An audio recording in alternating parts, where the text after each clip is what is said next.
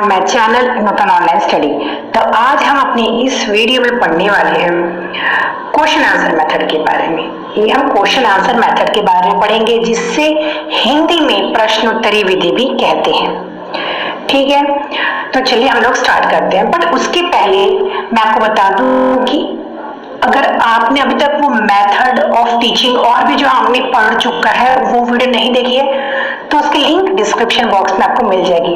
और मेरे चैनल को लाइक शेयर सब्सक्राइब करना बिल्कुल मत भूलिएगा। प्लस अगर आपको पीडीएफ चाहिए तो मेरा ब्लॉग nutanco.in पे आप जाके विजिट कर सकते हैं। वहां पे आपको सभी बीएड से रिलेटेड पीडीएफ मिल जाएंगे, वहां पे आप जाके डाउनलोड कर सकते हैं। तो चलिए हम लोग स्टार्ट करते हैं कि क्वेश्चन आंसर मेथड क्या होता है। It is also known as logical method, इसे हम लॉजिकल मेथड भी कहते हैं। ठीक है, it is one of the oldest method और इसको किसने डेवलप किया था? सोक्रेटिस ने डेवलप किया था, इसीलिए इसे सोक्रेटिक मेथड भी कहते हैं। ठीक है, यहाँ पे ध्यान देने वाली बात है कि क्वेश्चन आंसर मेथड को हम लॉजिकल मेथड भी कह सकते हैं, प्लस हम लोग इसको सोक्रेटिक मेथड भी कह सकते हैं। और सोक्रेटिक मेथड क्यों कहते हैं? क्योंकि इसे किसने डेवलप किया था? सोक्रेटिस ने। ठीक है, यहाँ पे आप लोग देख सकते हैं कोई डेफिनेशंस है अकॉर्डिंग टू पार्के, अकॉर्डिंग टू पार्के PARK। ठीक है, ये डेफिनेशन आप चाहे तो इसमें यूज कर सकते हैं। चलिए हम लोग आगे देख लेते हैं। इस मेथड में जो टीचर क्या करते हैं, टीचर बच्चों से क्वेश्चंस पूछते हैं। ठीक है, अब टीचर बच्चों से क्वेश्चन पूछते हैं और बच्चे जो होते हैं स्टूडेंट्स वो क्या करते हैं, उसका जो है आंसर देते हैं। प्लस यहाँ पे ध्यान देने वाली बात ये है कि अगर जो स्टूडेंट है अगर वो आंसर जो है इनकम्प्लीट दे रहा है या तो थोड़ा गलत थोड़ा सही मतलब ऐसे में करके आंसर दे रहा है तो ऐसे में टीचर को क्या करना चाहिए, उसे करेक्ट करना चाहिए। और ऐसे में टीचर उसको जो उसका आंसर है पार्शियल करेक्ट यानी आधा सच आधा सही आंसर के तौर पे उसे मानना चाहिए।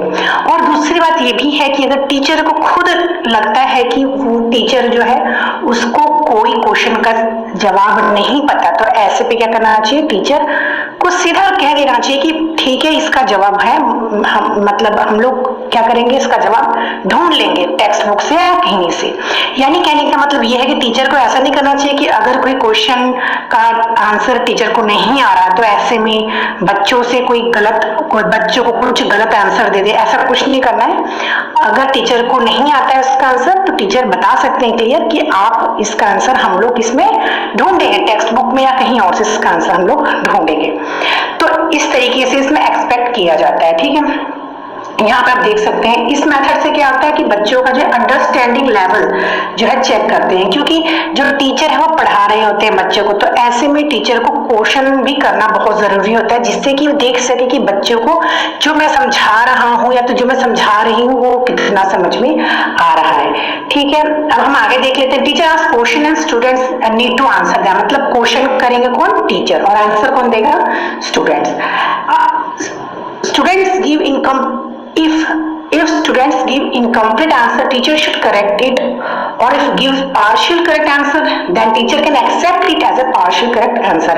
If teacher does not know the correct answer, he should admit it and teacher should not use yes or no question। तो ये हमने पहले पढ़ चुका है कि अगर टीचर बच्चों से क्वेश्चन पूछ रही है और बच्चा उसका आधा अधूरा आंसर भी दे रहा है तो ऐसे में टीचर को उसे पार्शियल करेक्ट आंसर समझना चाहिए। मतलब हाँ, टीचर को क्या करना चाहिए कि उस आंसर को सही मानना चाहिए, आधा सच मानना चाहिए। ठीक है, और दूसरी बात ये है कि टीचर को यस और नो क्वेश्चन लगातार नहीं करना चाहिए। चलो एक दो क्वेश्चन पूछ लिया पर यस और नो क्वेश्चन बार बार नहीं पूछना है। ठीक है, दूसरी बात यहाँ पे this method ensure student participation. तो ये मेथड क्यों यूज किया जाता है, जिससे कि बच्चे कितने पार्टिसिपेट हैं, तो बच्चे कितने एक्टिव हैं, कितना टीचर को सुन रहे हैं, ये जो है टीचर सुनिश्चित करने के लिए, जानने के लिए क्वेश्चन पूछती है। अब हम आगे देख लेते हैं, हम देख लेते हैं इसके मेरिट्स क्या होते हैं इसके। First it can be used to teach any topic. तो अगर टीचर कोई भी टॉपिक पढ़ा रही है, कोई भी टॉपिक, तो ये क्वेश्चन आंसर मेथड वो यूज कर सकती है। कोई ऐसा पर्टिकुलर टॉपिक नहीं है कि इसी टॉपिक पे टीचर पूछे, कोई भी चीज अगर बच्चों को पढ़ा रही है, यहाँ तक स्टोरी भी पढ़ा रही है, कुछ भी पोएम पढ़ा रही है, कहीं भी वो ये मेथड यूज कर सकती है। सेकंड है it helps to check understanding of students, तो बच्चे के अंडरस्टैंडिंग लेवल की बच्चा कितना समझ रहा है ये भी जानने के लिए टीचर ये मेथड यूज करती है। थर्ड देख लेते हैं कि फ्लेक्सिबल, ये फ्लेक्सिबल है, कहीं पे अगर टीचर को लगता है कि मुझे यहाँ पे इंप्रूवमेंट करना है या तो ये क्वेश्चन गलत पूछ लिया तो ये आंसर गलत दे दिया, ऐसे में टीचर वहां पे इंप्रूवमेंट कर सकती है। फोर्थ देख लेते हैं it is based on psychological theory, तो ये साइकोलॉजिकल थ्योरी के ऊपर ये मतलब साइकोलॉजिकल थ्योरी के ऊपर ये। तो चलिए अब हम लोग देख लेते हैं पॉइंट नंबर 5। पॉइंट नंबर 5 है स्टूडेंट्स गेट मोर अटेंटिव। तो इससे क्या होते हैं, जो बच्चे होते हैं वो क्लास में ज्यादा अटेंटिव हो जाते हैं, एक्टिव हो जाते हैं, क्योंकि उन्हें पता रहता है कि टीचर हमसे क्वेश्चन पूछेगी। तो ऐसे में जो टीचर बच्चे होते हैं वो क्या रहते हैं, ज्यादा क्लास में अटेंटिव हो जाते हैं। अब हम आगे देख लेते हैं, आगे है इसके डीमेरिट्स, यानी कि डीमेरिट्स कौन कौन से हैं, दोष कौन कौन से हैं। फर्स्ट है इट समटाइम्स गेट बोरिंग, तो कभी कभार क्या होता है बार बार टीचर क्वेश्चन करती रहेगी तो उससे क्या हो जाता है, थोड़ा वो बोरिंग भी हो जाता है। सेकंड देखते हैं टाइम कंज्यूमिंग, तो इससे टाइम बहुत ज्यादा जो होता है कंज्यूम होता है, बहुत ज्यादा इसमें टाइम लग जाता है बार बार बच्चे से क्वेश्चन पूछना। तो ऐसे में ये क्या है, ये जो मेथड है वो टाइम कंज्यूमिंग मेथड भी है। थर्ड है डिस्ट्रैक्टिंग, तो कई बार क्या होता है डिस्ट्रैक्टिंग भी हो जाता है, बच्चों का ध्यान जो होता है कहीं और भी लग जाता है, क्योंकि टीचर अगर कोई जैसे कोई एक टॉपिक पढ़ा रही है उसमें टीचर बार बार क्वेश्चन कर रही है, क्वेश्चन दे पूछ रही है, आंसर बच्चे दे रहे हैं, तो ऐसे में जो है बच्चों का ध्यान थोड़ा सा क्या हो जाता है डिस्ट्रैक्ट हो सकता है।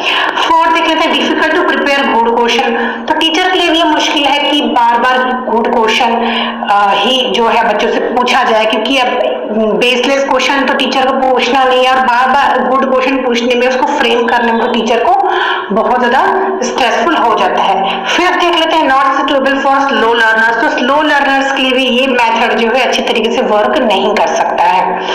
ठीक है, तो ये था मेरा जो है आज का वीडियो, जो आज हमने क्या पढ़ा है, क्वेश्चन आंसर मेथड के बारे में पढ़ा है। यहाँ पे आप देख सकते हैं, ये यहाँ पे आप देख सकते हैं इतने सारे मेथड जो हमने पहले ही पढ़ चुके हैं। ये मेरा ब्लॉग है, आप मेरा ब्लॉग पे जाके विजिट कर सकते हैं nutanco.in। हम मिलते हैं नेक्स्ट वीडियो में जहां पे हम कोई और मेथड ऑफ टीचिंग पढ़ेंगे। तब तक के लिए बाय।